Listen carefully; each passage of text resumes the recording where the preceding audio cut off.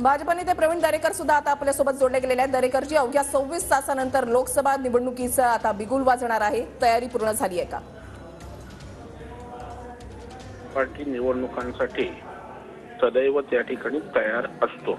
हो, त्याच्यामुळे आपण बघाल की मॅक्झिमम उमेदवार भारतीय जनता पार्टीचे जाहीर झालेले आहेत। महायुतीचेही आज उद्या त्या ठिकाणी होतील आणि संघटनात्मक कामगिरी आहे, शासनाच्या माध्यमातून झालेली कामं पोहोचवतोय। त्याच्यामुळे आमची तयारी तर 24 तास असते आणि आम्ही निवडणुकीला सज्ज आहोत।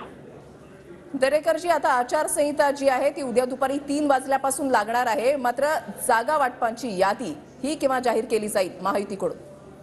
नाही, 2 दिवसात होणं अपेक्षित आहे।